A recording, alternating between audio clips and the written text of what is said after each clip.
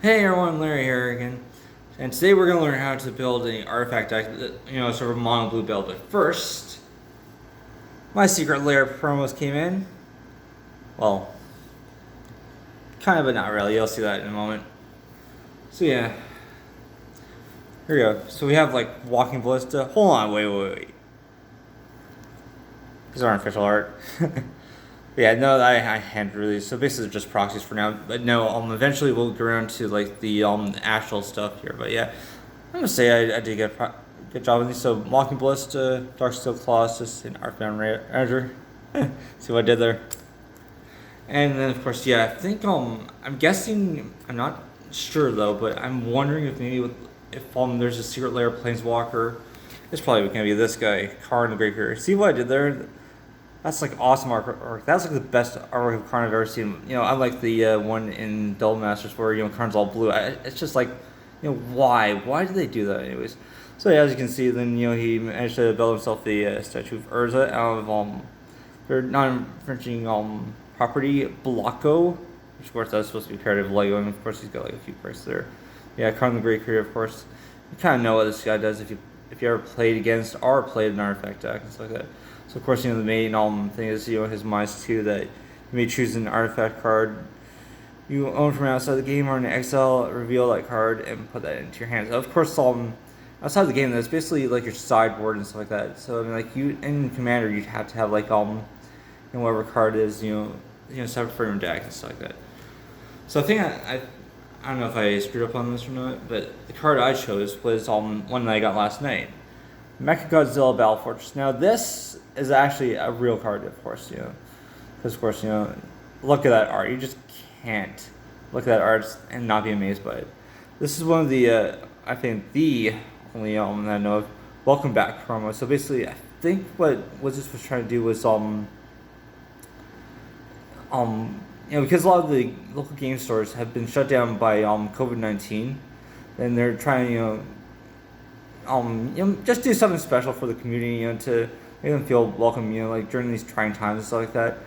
I heard a while ago that still there won't be pre-releases for for sets like I think Zendikar Rising because of the fact the pandemic still in play. I think it's like in South America or I kind of feel sorry for people who just absolutely play Magic there, and unfortunately they haven't had a chance to go there for weeks. Like I think around March, that's when the pandemic started to get really bad. Of course, my local game store's been closed for a few months, and then I hadn't been able to play Magic there. But yeah, I mean, as of like I think around the start of July or something like that, after Canada Day, I was able to play there again. Anyways, let's get back to what we're doing. So here's basically sort of how to build a mono blue artifact commander deck. So of course, first off you need your commander. So for my instance, I chose Emery, because of course her ability is just awesome. So for 2 and a blue, you get a legendary Merfolk wizard creature. The spell costs 1 less to cast for each artifact you control, and when she enters the battlefield, mill the top 4 cards of your library. Of course, this is the original thing. It says put top 4 cards of your library into your yard. Okay, and of course her next ability is tap it. Tap or choose target artifact card in your graveyard. You cast this card this turn. You still pay its cost. Timing rules still apply. And she's a 1/2. So yeah, I mean she's actually kind of important for the kind of build I have. Because you can basically if you have artifact cards with cycling, which I don't think this deck runs a lot of them, but if you had artifact cards with cycling, then it should be really essential. Because basically what you could do is you could essentially discard the card using the cycling, and then of course use her to replay it. But anyways, we'll look into some of the other tables. So if you're building a mono blue artifact commander deck, I definitely recommend, I can't recommend enough, that you run a full set of mages, or magi I guess you could say. Yeah. So basically tribute mage, trinket mage, treasure mage, and trophy mage. I think treasure mage, I think that's being reprinted in Duel Masters, so yeah, definitely look out for that. Tribute mage, of course, I think that was reprinted in those Modern Horizons, but I've seen some spoilers for it. I don't know. There's it might be in Duel Masters, so I'd be surprised if that's the case. Again, Trick and Mage, there's a chance it could also be in Double Master too. Yeah. But yeah, we haven't got that far in spoilers. So definitely run all 4 mages. And one other card definitely you're going to want to have is Fabricate. So of course, Fabricate it lets you search your library for any artifact card, reveal it, put it into your hand, shuffle your library. The mages, of course, they only go for a specific mana cost for artifacts. So of course, Tribute Mage lets you search for a converted mana cost of 2 on your hand. Trick and Mage only goes for 1 or less, so you can technically get a 0 cost artifact like Ornithopter or whatever, even Walking Ballista, because it's got double X in its mana cost. And of course, X by default is 0. Treasure Mage is 6 or greater, so definitely use that for like Dark Steel Colossus or Blight Steel Colossus, because of course they cost like 11. And then of course Trophy Mage, is converted mana cost 3. I really think they need to print like a whole cycle of these. So, like, obviously they're never gonna print anything as strong as Treasure Mage because of course 6 or greater. But they need ones for like artifact. For converted mana costs like 4 or 5. That would complete the cycle probably. So yeah, I think there's only so many words they could use though. Because only something that sort of TR and of course reference treasure are artifacts in a way. Definitely if you're running artifacts, now one of the cards I need still is Grand Arbiter, but still. So Renowned Weaponsmith, even if you're not running the Heart Piercer Bow or Follow Dragonfire, then you still want to have this card. It's handy, because of course, it adds 2 generic mana to your mana pool, and you can only use it for artifact cards. And the Veil Engineer, which of course is essentially the same card. So yeah, add 2 mana of any one color to your mana pool, which will be blue if you're playing mono blue. Spend this mana only to cast artifact spells or activate abilities of artifacts. Another thing too is you're not going to want to hard cast this, but Darksteel Forge.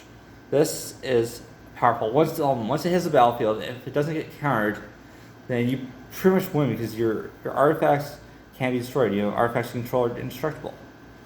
So yeah, definitely include that in your build, but don't pay 9 mana for it. You could probably use I'll show you in a moment.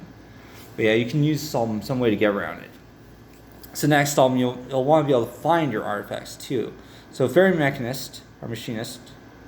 Yeah, it's Mechanist, sorry.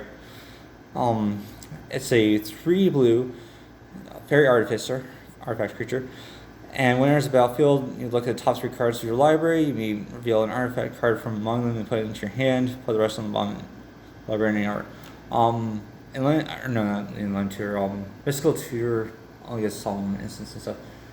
I think there's another artifact tier, but I can't remember what it is now. Okay, so you've also got Anticipate. Once you look at the top 3 cards again, put one of them into your hand, the rest of them in any order.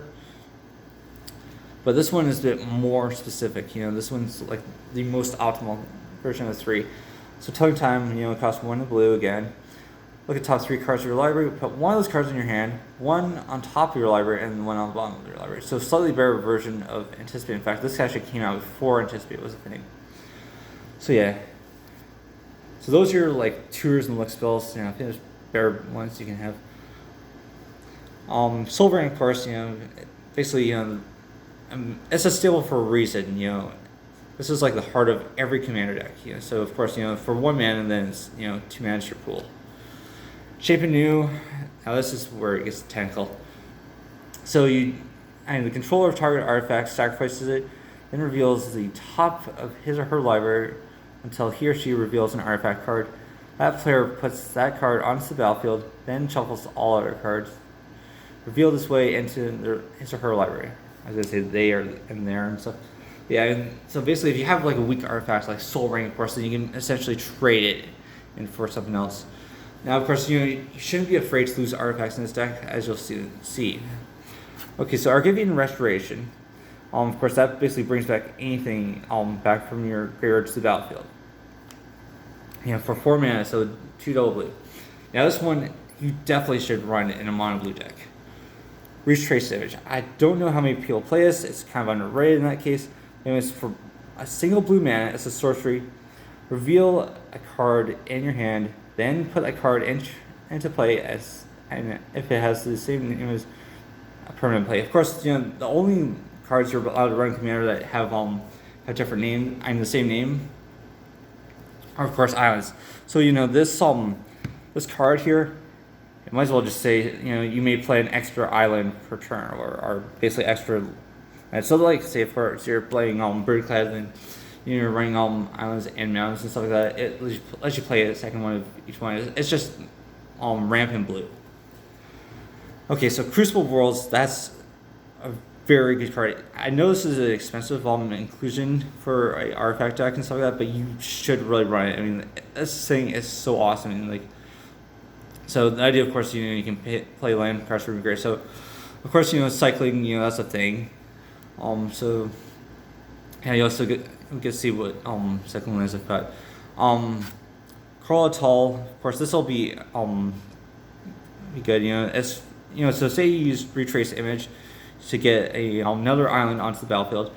Then of course you can next turn you play Coral Atoll. You bounce the island and you basically have balanced the amount of mana as before. So yeah, of course you have enters the battlefield tapped, and of course you have to sacrifice it unless you return untapped island you control to its owner's hand. And of course you'll want to run the artifact lands, Sea of the Synod and Darksteel Citadel. So basically, because they're artifacts, and anything that references an artifact will probably also be able to affect these. So I mean, like Darksteel Citadel is indestructible, but at the same time, Sea of the Synod you could probably, and if say an opponent's running one of these and they're being annoying with it, then you could just blow it up using Shrapnel Blast or something. Yeah. So Buried Ruin, this is a key card, so I was saying about Crucible Worlds earlier, this is one of the best combos you can pull off with them. So Crucible Worlds, lets you play land cards from from your graveyard. Buried Ruin, of course, tap, add colorless to your mana pool. And then for 2 and tap, sacrificing it, you return target artifact from your graveyard to your hand. So this could fetch and fleece. So say use the Buried Ruin once, play 2, tap, sacrifice it. And then, of course, Crucible Worlds, if you have this on the battlefield, you can essentially bring it back and you just keep on recurring it, over and over again and stuff like that. Just play a bunch of artifacts and just fill the battlefield. Yeah. So here's the cycling lands I play in. So Desert of the Mindful, Lonely Sandbar, Remote Isle. I think there's more maybe, but yeah, these are the 3 I've got here. So of course, they enters the battlefield tapped, add blue to your mana pool, and of course this got cycling cost of 1 blue. So of course, it's just card draw. Of course, yeah, it's like Lonely Sandbar, of course, add blue and cycling blue. There's battlefield tapped. These all, actually, I don't need to mention that. All these are in the battlefield tapped because they're so powerful. And of course, Remote Isle is, add blue to your mana pool and cycling 2. So yeah, and also, one last thing, so you can basically use any theme you want. My theme, of course, because we've got the Secret Lair promos, or will begin the Secret Lair promo soon. This, of course, 1/1 counter. So Arcbound Bruiser has got modular 3. So of course, modular, it's basically it has a number and enters the battlefield with that many +1/+1 counters on it. And once playing in the graveyard, you can transfer them over to another creature. So Arcbound Bruiser, hybrid, that's a good one, I guess, because it's got haste. Scythe, minus a ton of time. Now, of course, one of the best cards, one of my favorite cards is Triskelion. This is kind of like a Triskelion Light, but it has a different effect. So for 4, you get a construct artifact creature. So it enters the battlefield with 2 +1/+1 counters on it. Discard card, put a +1/+1 counter on minus automaton for 1. And then you remove 2 counters on it, and you get to draw a card. At the same time, you don't want to use this turn 1 because unless you really need a card for some reason, because he'll just die basically. Stonecall Serpent, that's another one with an X mana cost, so for inside mana cost, but it's pretty good. It's got reach, trample, protection from multicolored. So yeah, Stonecall Serpent enters battlefield with X +1/+1 counters. Of course, that's what you choose. You don't have to pay X once, unlike like Walking Ballista. Now this is my favorite card, Triskelion.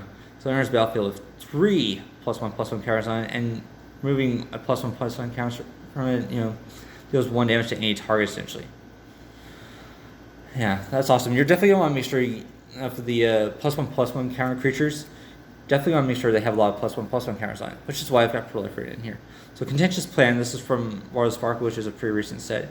So Proliferate, you choose any number of permanents and players, give them another counter, each kind of already there, draw a card. The reason why counters on players was the thing was because back in the Scars of Mirrodin block, Infect was a thing. So basically, if you had 10 poison counters, which is created by effects that had permanents that had Infect, if you got 10 poison counters, you essentially lost the game. Okay, save progress. Again, it's 3 mana, so 2 blue, for an instant that proliferates and lets you draw a card. So you can see already that these are all about proliferating and drawing cards. Except the speeds are different. So that's sorcery speed, that's instant speed. You definitely kind of want to run this in this kind of build. So Rune Bird, of course, that's basically proliferate on a stick. So for 1 in blue, you get a bird horror creature with flying, and whenever it deals combat damage to a player, proliferate. And then, of course, you definitely want to make sure you run this card in a deck that uses +1/+1 cards. The Ozolith, for 1. I think that the 1, that costs a little bit too less. I think this should probably cost more, but if I know who designed this card. So whenever a creature you control leaves the battlefield, if it had counters on it, put those counters on the Ozolith. It doesn't necessarily reference just +1/+1 counters. It can be any counter. At the beginning of combat on your turn, if the Ozolith had counters on it, you may move all counters from the Ozolith onto target creature. So basically, it just stores your counters.